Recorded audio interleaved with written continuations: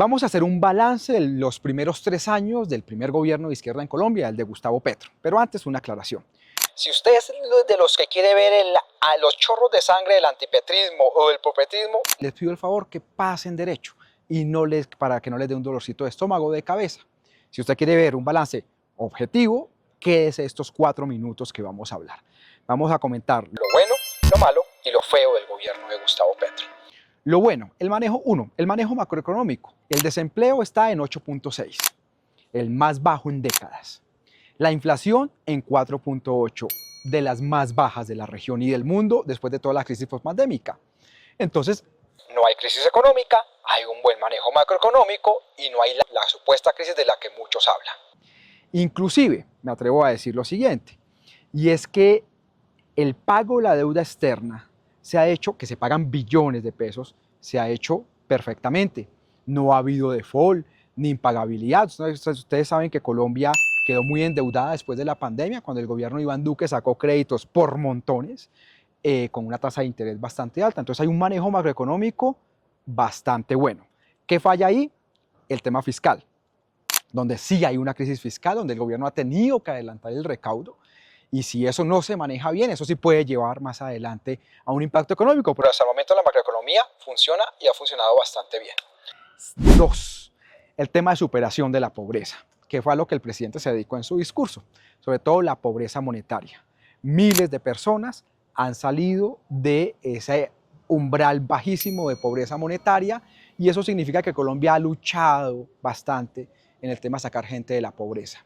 Miren el caso de Milei de Argentina, que tanto loquito apoya a este señor.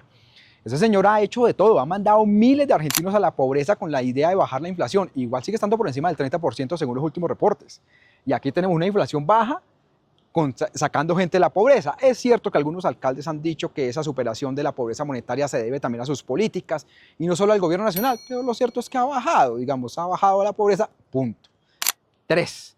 El tema del agro, que además Colombia tiene una vocación agrícola y es uno de los ítems que más ha crecido. Mientras que el PIB crece al 2.7, el agro crece a más del 7%. Y eso pues ha llevado a una reactivación sustancialmente y a la mejora pues obviamente de la vida de muchos campesinos y campesinas, que sumado a la repartición de tierras que ha hecho la Agencia Nacional de Tierras, la cosa ha mejorado. Y ustedes saben que entregar tierra no es comunismo, entregar tierra es capitalismo, porque a la gente se le entrega propiedad privada. Y lo cuarto, me atrevo yo a decirlo, aunque en esto seguramente encontraremos gente que me debata, el tema de la política exterior. Si bien las peleas con el gobierno Trump, creo que la primera al menos fue innecesaria, lo cierto es que Colombia hoy juega a nivel latinoamericano un papel importante en su política exterior. Con el aislacionismo de Milei, entonces ha cogido mucha fuerza obviamente Brasil, que siempre la ha tenido, ahora la señora Sheinbaum, porque antes Andrés Manuel López Obrador pues también le gustaba mucho aislarse, y ahora con Gustavo Petro se ha jugado un papel importante. De hecho, Colombia tiene la presidencia pretémpore de la CELAC. Entonces yo creo que ha habido, pero obviamente ahí está el tema con Estados Unidos, que vamos a ver eso cómo sale. Lo malo, yo creo que lo más complicado en este gobierno ha sido la política de seguridad. Si bien algunos, otra vez como en el caso económico, que dicen que eso obedece a otra gente y no al presidente Petro, pero está bajando, aquí es lo mismo. Si bien algunos sectores del petrismo dicen que eso es culpa de Duque, lo cierto es que este es el gobierno de Petro y esto se sigue complicando.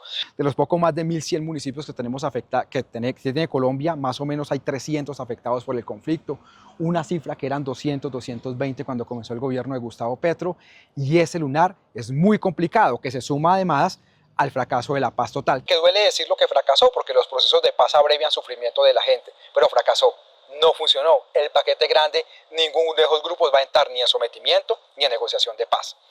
Lo segundo que ha estado muy complicado, el tema del cambio ministerial de la gente. Más de 40 ministros en 3 años. Caso dramático, el caso del Ministerio de la Igualdad, donde el señor Carlos Rosero apenas duró 4 o 5 meses.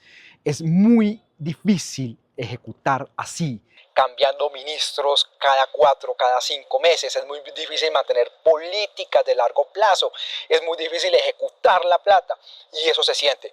Hoy hay ministerios que no han ejecutado ni siquiera el 10, el 15%. ¿Por qué no lo han ejecutado? Pues por estos cambios de políticas, mientras se acomoda y luego sacan al ministro y no se le está cumpliendo a la gente en territorio. Muchas promesas en territorio, muchas reuniones con la gente y no están llegando ni los acueductos, ni las carreteras, ni nada, no está llegando. ¿Por qué no llega? Tal vez por lo mismo del cambio ministerial, obviamente por la crisis fiscal, pero lo cierto es que pareciera que hay un desorden en la forma como se prioriza la implementación. Y lo feo, obviamente, los casos de corrupción.